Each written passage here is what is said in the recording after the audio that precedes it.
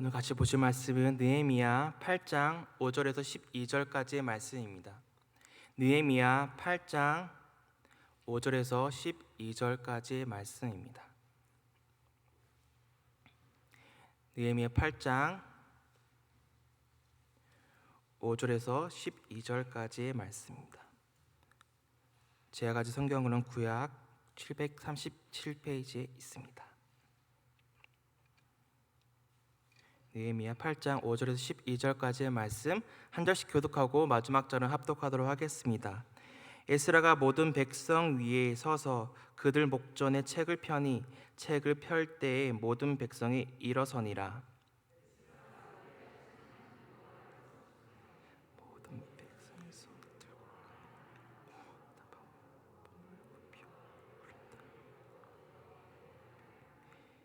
예수와 바니와 세레바와 야민과 악굽과 사브테와 호디야와 마세야와 그리다와 아사랴와 요사밧과 하난과 블라야와 레이 사람들은 백성이 제자리에 서 있는 동안 그들에게 율법을 깨닫게 하였는데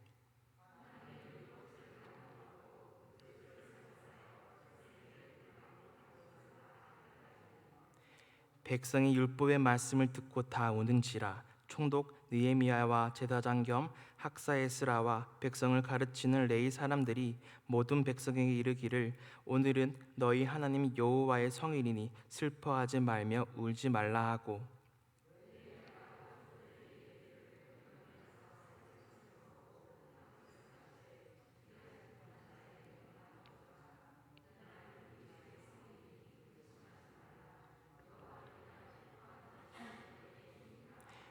레위 사람들도 모든 백성을 정숙하게 하여 이르기를 오늘은 성일이니 마땅히 조용하고 근신하지 말라 하니. 같이 읽겠습니다.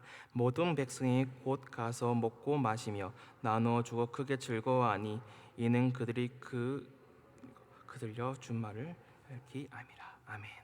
같이 기도하겠습니다. 하나님께서 맡겨주신 이 말씀을 나눕니다. 말씀을 전할 때 이 말씀을 듣고 순종하여 이것을 그대로 지켜 행할 수 있도록 도와주시옵시고 하나님께서 이 예배 가운데 함께 하셔서 이 말씀을 증거될 때 듣게 하시고 마음 깊숙이 깨닫게 하옵소서. 말씀을 전하는 자나 듣는 자나 이 말씀을 가지고 붙들며 살아낼 수 있도록 도와주시옵소서. 감사합니다. 예수님 이름으로 기도드립니다. 아멘. 모든 어려움과 방해에도 불구하고 예루살렘 성벽 공사가 완성이 되었습니다. 이스라엘 기간으로 보면 7월, 백성들은 성벽 공사가 끝난 후 각기 자기들의 모습으로 흩어졌다가 다시 예루살렘 성문 앞 광장으로 모여들기 시작하였습니다. 한때는 이스라엘 자손들 중에는 이스라엘의 찬란했던 영광을 본 자들도 있었습니다. 그리고 불타버린 성전을 눈으로 목격한 사람들도 있었습니다. 몰락한 유다 백성이 어려움 속에서도 완공하게 된 것입니다. 성벽 공사를 완료한 후 그 신앙심이 더욱 깊어지게 되었던 것입니다. 마치 누군가 단련시킨 것처럼 말입니다. 마치 누군가 그들을 위해서 준비하신 것처럼 말입니다. 성전과 성벽을 재건하고 하나님의 율법으로 거룩해진 하나님의 백성이 마침내 하나님의 집을 완공한 것입니다. 하나님의 집을 완공하고 하나님의 백성들이 어떻게 이를 경축하며 회복과 갱신으로 나아갔는지 보여주고 있습니다. 누가 하나님의 집을 건축한 자들입니까? 주관은 하나님이 하셨지만 바로 7장에서 등장하는 귀한 자 명단들입니다. 그리고 오늘 모든 이스라엘 백성들입니다. 그들이 하나님의 집의 완공을 축하하기 위해 모여들었습니다. 모든 백성이 일제히 모인 것입니다. 성전과 성벽만 완공된 것이 아닙니다. 이스라엘 민족 공동체가 형성되었습니다. 성전과 성벽 재건을 위해 모인 백성들이 바로 그 공동체입니다. 그 성전과 성벽은 스룹바벨, 에스라, 느헤미야만이 한 것이 아닙니다. 주축이 되어서 했지만 그 성전과 성벽을 완공하게 한 것은 바로 귀환한 백성들이 있었기 때문입니다. 그들이 돌아와 성전과 성벽을 재건함과 동시에 신앙도 조금씩 회복되고 있었던 것입니다. 회복된 공동체가 바빌론 포로에서 돌아와 성전을 건축하고 율법을 재무장하고 예루살렘 성벽을 재건한 것입니다.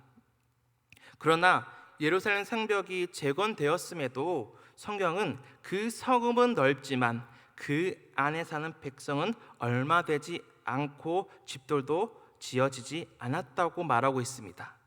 마치 무엇인가 빠진 것처럼 말입니다. 아무리 성벽이 재건되어도 사람이 살지 않고 가옥이 없는 도시가 어떻게 하나님의 거룩한 성으로서의 면모를 갖출 수 있겠습니까? 수많은 백성들이 일제히 수문 앞 광장에 모이기 시작하였습니다. 하나님의 지혜 모든 백성들이 가득 찬 것입니다. 그 백성들이 모인 시기가 바로 7월 초막절이 끼인 달이었습니다. 하나님의 집을 완성한 후 모든 백성들이 모인 것입니다. 모든 백성이 일제히 모두 하나가 되어 수문 앞 광장에 모인 것입니다. 하나의 하나처럼 모였던 것입니다. 여기서 모든 백성이 한 사람처럼 모인 것은 어떤 지도자의 지시 때문이 아닙니다. 그냥 백성들이 자발적으로 한 마음으로 광장에 모인 것입니다. 바벨론 포로에서 3차에 걸쳐 귀환한 이들이 우선 성전을 건축하고 율법으로 자신들을 거룩하게 하여 공동체를 회복시켰습니다. 예루살렘 성벽을 재건한 후에 모든 백성이 일제히 하나가 되어 광장에 모이는 모습이 얼마나 그들에게는 감격스러웠을까요?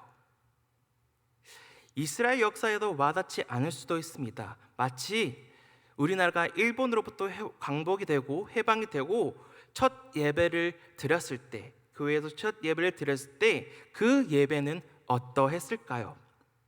그 예배는 그야말로 기쁨이고 감격이지 않았겠습니까?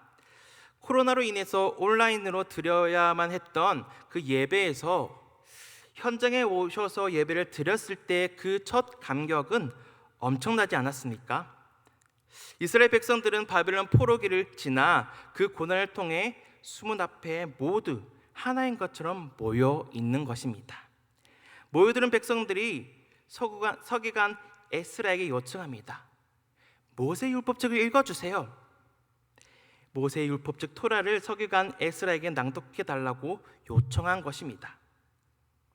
그들이 모여서 일곱째 달 초하루에 모인 이유가 바로 율법책의 내용을 듣기 위해서였던 것입니다. 하나님에 대한 신앙이 깊어지게 된 백성들이 율법에 대하여 관심이 높아졌던 것입니다. 그 때문에 당시 제사장으로서의 율법에 관해 훤히 알고 있었던 에스라에게 모세 율법책을 가지고 오도록 요청한 것입니다. 백성들이 이제 하나님이 모세를 통해 이스라엘에게 명하신 율법을 들으려고 자원할 정도로 신앙이 회복된 것입니다. 당시 백성들은 율법을 듣기 위해 남녀노소를 막론하고 율법을 알아들을 만한 자들 모두가 새벽부터 모여서 두루마리에 기록된 말씀을 듣기 시작합니다. 당시 백성들의 분위기는 진지하였고 귀를 기울여서 율법의 말씀을 들으려고 하였습니다. 이제 학사 에스라가 회중들 앞에서 율법책을 핍니다. 이제 읽기 시작합니다. 베레시트 바라 엘로힘 엣 하샤마임 베트 하 에레츠. 창세기 1장 1절입니다. 이런 식으로 한 절씩 읽어 나갔을 겁니다. 에스라가 읽기 시작하자 온 회중이 일제히 그 자리에서 일어서기 시작합니다. 이런 백성들의 태도는 인간 에스라에 대한 예의라기보다는 하나님을 향한 그들의 열정이었습니다. 말씀에 대한 겸손함입니다.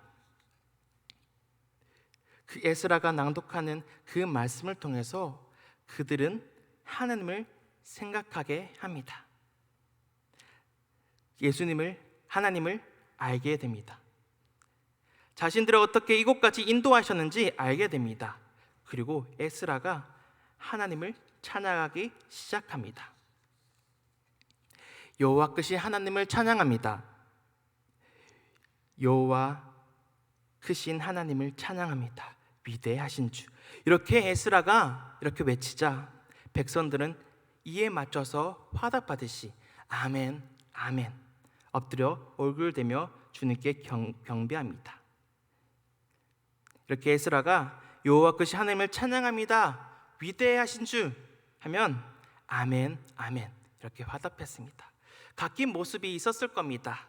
누구는 아멘을 크게 한 사람도 있을 거고, 누구는 아멘을 작게 한 사람도 있었을 거고, 누구는 아멘을 길게 아멘 이렇게 한 사람들도 있었을 겁니다. 이렇게 서로 화답하며 서로 찬송하며 이렇게 하나님께 영광을 높여 찬양했습니다. 에스라가 하나님을 광대하신 분, 지극히 크고 높으신 분이라고 송축하면 백성들은 화답으로 아멘 아멘 한 것입니다. 에스라가 섬기는 여호와는 세상에 많은 다른 이방신들처럼 한 민족만 한 민족의 수호신이 아닙니다. 스스로 계신 분이어서 이스라엘을 선택하신 언약의 하나님입니다. 그러므로 이스라엘의 언약을 어기고 범죄할 때 택하신 백성일지라도 그들을 징벌하시는 하나님이시며 약속대로 반드시 이루시는 분입니다. 그들을 버리실 수도 있으신 하나님입니다. 하나님의 역사를 체험한 에스라는 자신과 백성들의 그 형편이 그렇게 찬양할 정도로 만족할 사항이 아니었습니다. 그럼에도 불구하고 하나님을 찬양하였습니다. 백성들은 에스라가 하나님을 찬양할 때 아멘 하며 아멘 아멘 하며 화답하였다고 했습니다. 백성들의 대표로서 에스라가 하나님을 높이며 송축하자 백성들은 하나님을 찬양하는 일에 하나가 되어 기쁜 마음으로 화답한 것입니다.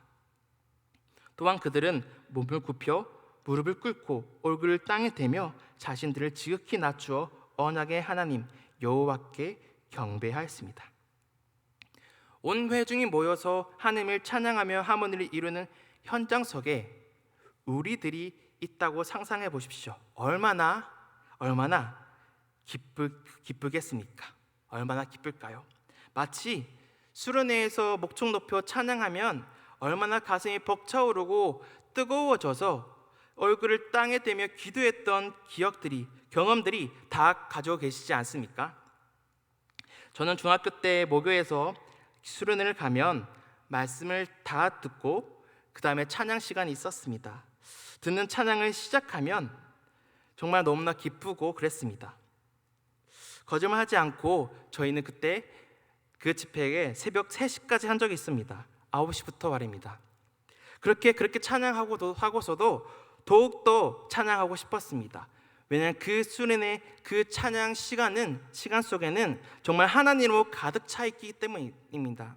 이 속에는 오직 하나님만 생각났었기 때문입니다. 그렇게 이 백성들이 여호와를 경배하는 순서가 다 끝났습니다. 이제 레위 사람들이 백성에게 율법을 가르치기 위해 시작합니다. 이 율법을 이해하게 했습니다. 하나님의 율법책을 분명하게 낭독하고 그것을 설명하였습니다. 그리고 백성들이 그 낭독한 것을 이해하게 했다는 겁니다. 율법을 깨닫게 한다는 표현이 8장에서 무려 6번이나 등장합니다. 6번이나 나옵니다. 이게 레위인들은 백성들이 율법을 깨닫도록 하기 위해서 율법을 낭독하고 그 뜻을 해석하는 일에 최선을 다했습니다. 6번이나 강조되었다는 것은 이 모임의 최종 목적인 것입니다. 목적임을 강조하고 있는 것입니다. 이렇게 모든 백성들이 모이게 한 하나님의 궁극적인 목표가 있다는 것입니다. 레위 사람들은 학사 에스라를 도와서 백성이 낭독한 율법을 깨닫게 한 것입니다. 13명의 레위 사람들과 함께 한 것입니다. 바벨론 포로 생활에서 해방된 지 얼마 안 된 그 당시 가르치기에 적합한 사역자리 있었다는 것이 신기하지 않습니까? 이것은 하나님의 크신 은혜가 아닐 수 없습니다. 바벨론 문화 속에서 물들어 살아가는 자들이 많았던 때에 하나님의 말씀을 증거할 수 있는 사람이 있었다는 것, 율법을 낭독할 수 있는 사역자가 있었다는 것은 하나님의 큰 은혜이자 큰 계획임이 분명합니다. 그때 말씀을 다 낭독하자 그때 어디에선가 울음소리가 들리기 시작합니다. 우는 소리가 여기저기서 들리기 시작합니다. 백성들은 레위 사람들이 이 해석해준 율법의 말씀을 듣고서 모두 울고 있었던 것입니다. 여기저기서 울음소리가 가득 찼습니다. 그들이 이렇게 울었던 것은 자기들의 처지가 율법이 말하고 요구하는 것으로부터 너무나도 멀리 떨어져 있었기 때문입니다. 율법을 듣고 나서 유다 백성들은 자신들의 죄가 깨달아져서 울은 것입니다. 하나님이 이스라엘에게 율법을 주신 궁극적인 의도는 이스라엘 백성이 하나님과의 관계를 회복하는 것입니다. 그리고 진정으로 기뻐하며 즐거워하는 것입니다. 율법의 백성들 안으로 율법이 백성들 안으로 들어오니 죄가 보이며 잘못들이 고백되어지기 시작한 것입니다. 말씀이 그들 안으로 파고든 것입니다. 말씀을 듣고 마음 깊숙이 들어오니까 그동안의 죄들이 보여 그 말씀이 그들 속에 있던 죄들을 밀어내어 회개하게 하며 울게 한 것입니다. 율법의 목적은 백성들이 율법을 깨닫게 하는 데 있습니다. 깨닫게 하는 이유가 무엇입니까? 회개하게 하기 위해서입니다. 회개가 무슨 뜻일까요? 돌이키겠다는 것입니다. 어디에서부터 돌이키는 것입니까? 바로 죄에서부터 돌이켜 하나님을 바라보겠다는 것이 아닙니까? 이스라엘 백성들은 율법이 안으로 들어오자 울기 시작했습니다. 율법의 요구를 제대로 지키지 못한 마음 때문에 하염없이 눈물이 나온 것입니다. 이런 애통의 감정은 그들을 회복시켜 주었습니다. 하나님의 공동체가 부흥과 회복을 위해서는 모두 하나님의 말씀 안으로 들어와 자신의 죄가 느껴질 때입니다. 회개의 순간이 언약을 갱신하게 되는 기초가 됩니다. 울고 있는 백성들에게 느헤미야가 다가가서 저지하며 초막절을 지키기 위해 먹으라고 합니다. 울음을 그치라고 하였습니다. 그리고 기뻐하라고 합니다. 이것은 다음 행사인 초막절을 지키기 위한 리더의 지혜입니다. 다음 순서를 위해서입니다. 그러나 느헤미야는 초막절이 끝나고 참회 예배와 초막절에 참회 예배와 회개 기도를 하였습니다. 이 민족의 대표로서 그동안의 자신 민족들이 지은 죄를 이 9장 전체를 통해서 전체에 그렇게 고백한 것입니다. 그것이 9장 전체에 나오고 있습니다. 회개는 돌이키는 것입니다. 어디에서부터 돌이키는 것입니까? 죄에서부터 돌이키는 것입니다.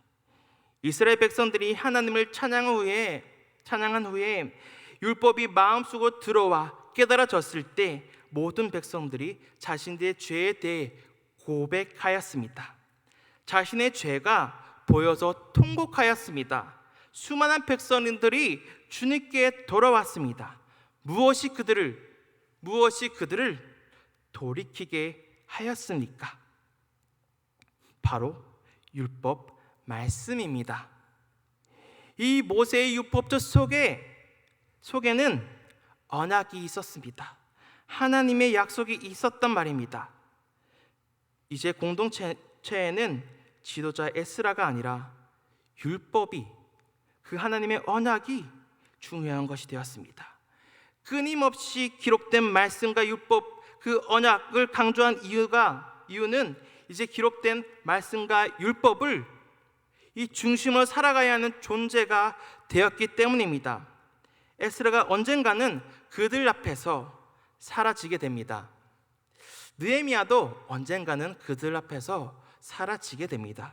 그러나 율법은, 하나님의 말씀은 사라지지 않습니다. 하나님의 언약도 마찬가지입니다. 이스라엘 백성들이 태어나서부터 시작해서 포로기 때에도 초막절이 진행되고 있는 그 현장에서도 하나님의 언약은 항상 그들과 함께 있었습니다. 사라지지 않았습니다. 그들이 율법 토라를 들으며 또 하나 들었던 것이, 그 속에서 토라를 들으면서 들려왔던 것이 있을 것 같습니다. 토라를 들으며 하나님께서 모세와 한 약속, 모세와 한 언약이 들렸을 거라 봅니다. 신명기 30장 8절에서 10절 말씀인데요, 우리 다 같이 한번 합독하도록 하겠습니다. 신명기 30장 8절에 10절 말씀. 너는 돌아와 다시 여호와의 말씀을 청종하고 내가 오늘 내게 명령하는 그 모든 명령을 행할 것이라.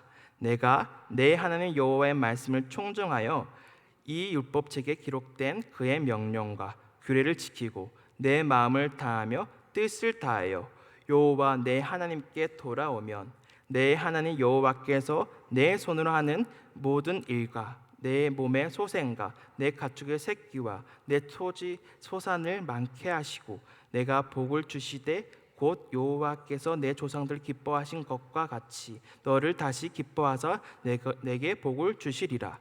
이스라엘 백성들은 율법을 듣고 깨달았습니다. 그래서 하나님께서 그들에게 명령한 모든 명령을 지키신다는 것입니다. 하나님께서 지키신다는 이 모든 명령이 무엇입니까? 우리 신명기 위로 올라가서 30장 2절에서 6절까지의 말씀 다 같이 한번 합독하도록 하겠습니다. 2절에서 6절 말씀입니다. 너와 내 자손이 내 하나님 여호와께로 돌아와 내가 오늘 내게 명령한 것을 온전히 따라 마음을 다하고 뜻을 다하여 여호와의 말씀을 청종하면 내 하나님 여호와께서 마음을 돌이키시고 너를 긍휼히 여기사 포로에서 돌아가게 하시되 내 하나님 여호와께서 흩으신 그 모든 백성 중에서 너를 모으시리니 내 쫓겨간 자들이 하늘가에 있을지라도 내 하나님 여호와께서 거기서 너를 모으실 것이며 거기서부터 너를 이끄실 것이라. 내 하나님 여호와께서 너를 내 조상들이 차지한 땅으로 돌아오게 하사 내게 다시 그것을 차지하게 하실 것이며 여호와께서 또 내게 선을 행하사 너를 내 조상들보다 더 번성하게 하실 것이며 내 하나님 여호와께서 내 마음과 내 자손의 마음에 할례를 베푸사 너로 마음을 다하며 뜻을 다하여 내 하나님 여호와를 사랑하게 하사 너로 생명을 얻게 하실 것이며. 아멘. 이 언약으로 인해 하나님이 그들을 돌이키게 하였습니다. 하나님의 언약은 영원합니다. 그래서 그 언약이 이스라엘 백성이 태어나서부터 이미 호흡하고 있던 것입니다. 그것이 그들의 증서가 되었습니다. 그래서 그들이 말씀을 순종하면 다시 언약이 갱신이 되어서 여호와께 돌아가며 관계가 회복됩니다. 이처럼 우리도 하나님의 말씀을 듣고 우리의 생활 가운데서 하나님의 명령에 순종하여 하나님의 백성다운 삶을 살아내야 합니다. 그리고 하나님의 언약은 신실하십니다. 오늘 말씀을 통해서 확인되지 않았습니까? 이스라엘 백성들이 창세기 1장 1절부터 신명기 34장 12절까지 긴 두루마리의 말씀을 들으면서 하나님의 은혜에 감격했습니다. 왜냐하면 신명기 이 30장의 말씀이 사실 마지막 부분에 나와 더욱 하나님이 이렇게 말하는 것처럼 들리지 않았을까요? 자신의 상황을 비추면서 하나님께서 그들에게 이렇게 말한 것 같았습니다. 내가 흩어졌던 모든 민족을 돌아오게 하겠다. 포로됨에서 돌아올 것이다. 너의 마음을 긍휼히 여겼다. 내가 흩어졌던 백성들로부터 모으실 것이다. 만일 하늘 끝으로 쫓겨난다면 내가 모을 것이다. 내가 너를 취할 것이다. 내가 그 땅에서 데려올 것이다. 너를 소유하며 너의 모든 마음과 영원히 나를 사랑하게 하며 생명을 줄 것이다. 내가 너를 돌이키게 하리라. 모세와 맺은 이 언약을 통해 하나님이 명령하신 대로 모든 것이 이루어졌습니다. 이 언약대로 눈앞에 그대로 보여진 것입니다. 우리의 살아계신 하나님도 동일하신 분이십니다. 언약의 이 증서가 있어서 하나님과의 관계를 끊어낼 수가 없습니다. 우리의 언약의 이 증서가 누구십니까? 바로 예수 그리스도입니다. 우리의 또한 말씀을 통해서 우리의 죄가 드러나며 그 죄들로부터 돌이켜 하나님을 바라보게 된다면 하나님은 우리와 함께 하실 것입니다. 우리의 호흡 속에 있을 것입니다.